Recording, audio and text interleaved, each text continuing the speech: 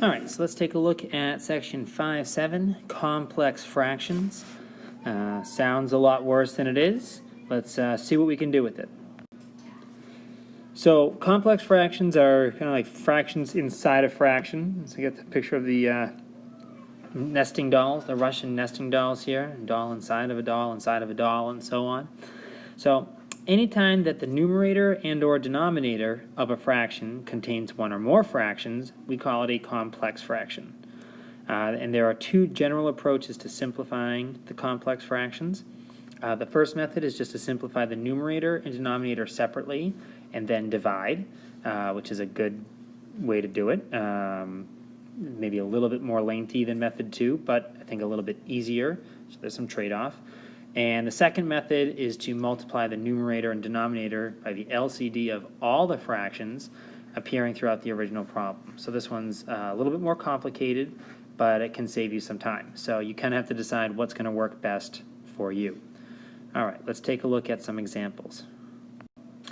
So for this first method, it's the separate, simplify, and divide method. Basically, I look at my numerator here, which is 3/4 minus 1/8, and I simplify that as one problem. So I'm going to do 3/4 minus 1/8. I know that in order to do that, I have to get a common denominator of 8, so I'm going to multiply the 3 and the 4 each by 2. That's going to turn this into 6/8 minus 1/8, which is 5/8. And then I'm going to do the same type of thing with my denominator, the 2 plus 1/2, or sorry, 1/12. Certainly I think about that as 2 over 1, so I'll multiply by 12 over 12. And that's going to give me 24/12 plus 1/12, which equals 25/12. So what I've done here is I've rewritten this fraction into 5/8 over 25/12. Oh, stylus isn't working right here. There we go. So I got that. So now I've separated my problem into two different problems, and I've simplified each one, and now I'm going to divide, because I have to divide these fractions, which means flipping them, the second one over, multiplying by 12/25. So might as well cancel what we can. The 5 and 25 reduce to 1 and 5. 8 and 12 divide each by 4. It's going to give me 2 and 3. And that leaves me with 1 times 3, which is 3, over 2 times 5, which is 10. And so that's my final answer. So that's what you do there. We separate it into two different problems, and we go from there. All right, let's give ourselves a little bit of space to work with here. And we can look at this second problem. 1 over r cubed plus 1 over s cubed, all over r to the negative first plus s to the negative first. One thing that's super important, we can't just move this s up and this r up because of the plus sign. We have to think about that actually as being a much more complicated denominator. We've got this right here over, that's actually 1 over r plus 1 over s. So it's a little bit more complicated than it maybe looked at first. All right, so now I'm going to take each part and combine them. So I've got 1 over r cubed plus 1 over s cubed. I'm going to get a common denominator of r cubed s cubed. So that's going to be s cubed over r cubed, s cubed, plus r cubed over r cubed s cubed, which is s cubed plus r cubed over r cubed s cubed. All right, so that is actually, this right here is just the equivalent of my numerator. I'm going to do the similar thing with my denominator. 1 over r plus 1 over s. I need to have a common denominator of rs. So that's going to be s over rs plus r over rs, which is just s plus r over rs. So that is the equivalent, this right here is the equivalent of my denominator. So I can rewrite this whole thing. I'm going to kind of put it back here. S cubed plus r cubed over r cubed s cubed over s plus r over rs. So it's a fraction over a fraction. Once again, that means that I need to multiply by the reciprocal of the second fraction. So s cubed plus r cubed over r cubed s cubed times, now again it's the reciprocal, so that's rs over s plus r. Not a 5. Make that an r. Sorry about that. So I'm going to give myself, again, just a little bit more space. I told you this method is maybe easy, but it takes up a lot of space here. So my focus is here. I actually noticed that s cubed plus r cubed is a sum of cubes, which should be factored like this. S plus r times s squared minus rs, or sr, plus r squared.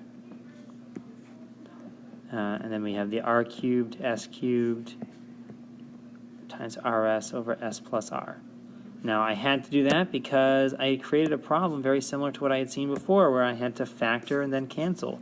The s plus r's cancel. The rs, one r and one s is going to cancel with each of my variables in the denominator, so I'm going to have an r squared and an s squared.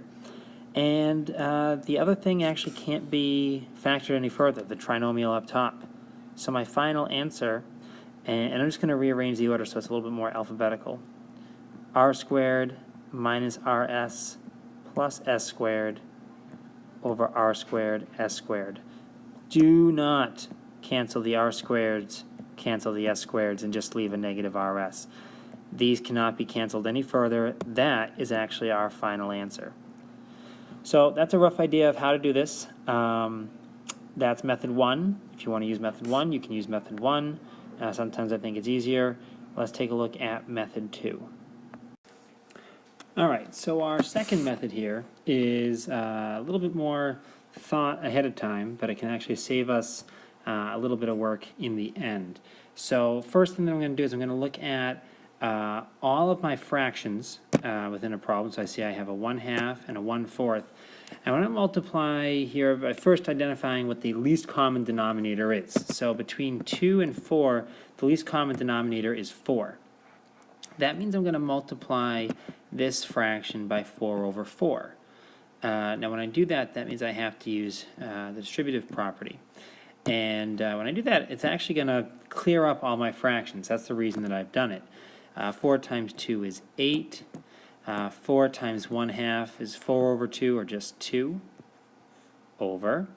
4 times 4 is 1, minus 4 times 1/4 is 1/4, which is 1. And then this is pretty straightforward, because that's just 8 minus 2, which is 6, and 4 minus 1, which is 3, and 6/3 obviously reduces to 2. So you can see that that was a little bit simpler. Just a different way to do this, but we did have to think about it ahead of time. All right, let's try this again with the next problem. My denominators are x, x squared, and x. So the least common multiple of all those denominators is going to have to be an x squared.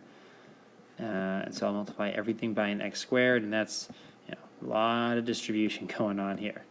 So when I do that, 1 times x squared is x squared.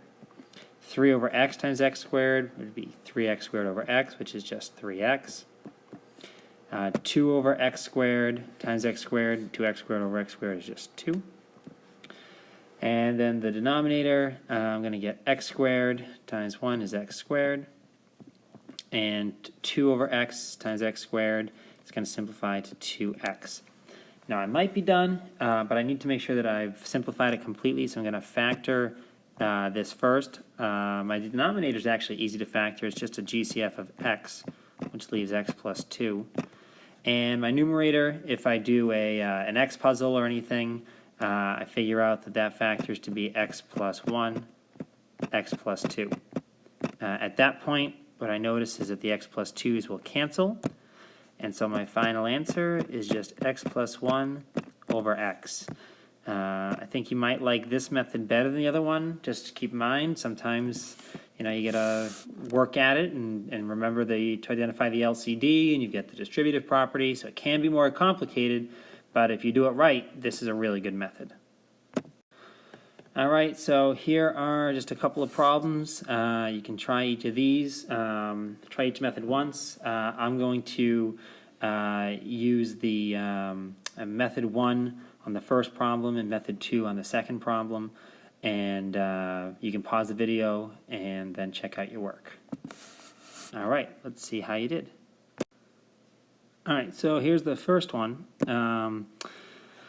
I took my numerator and I simplified it right here, getting common denominator of x squared, y squared, and it simplifies to y squared minus x squared over x squared, y squared.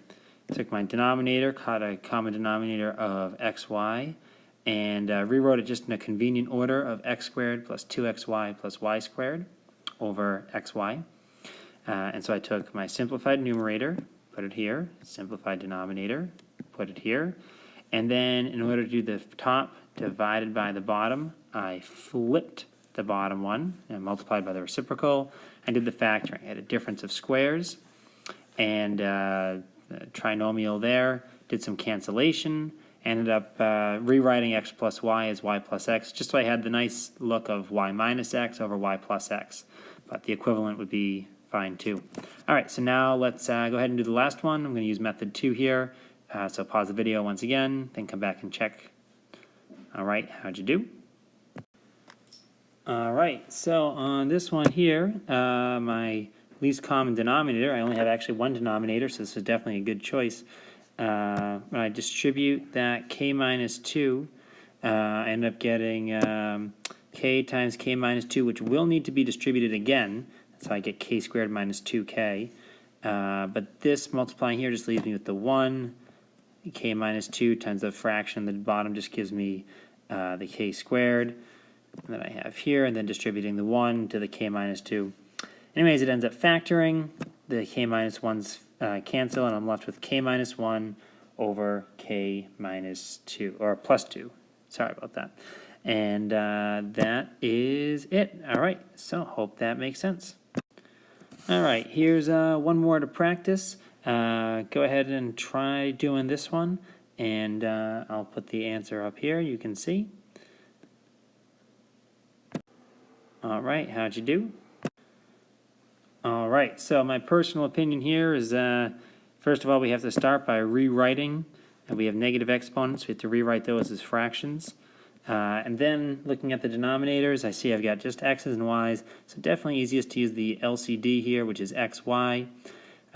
Distributing that, I end up getting y plus xy squared over y squared plus 1. The denominator is a sum of squares, so that's not factorable. My numerator has a common factor of y, but once I factor it, I can't reduce anything else. Nothing there is going to cancel. Definitely don't cancel these y squareds or this y with the y squared with the plus 1s. Can't cancel that. We know those rules. I leave it factored to show that there's nothing further I can do, but that's about it. So there we've had a lot of practice. Hope that this material makes sense.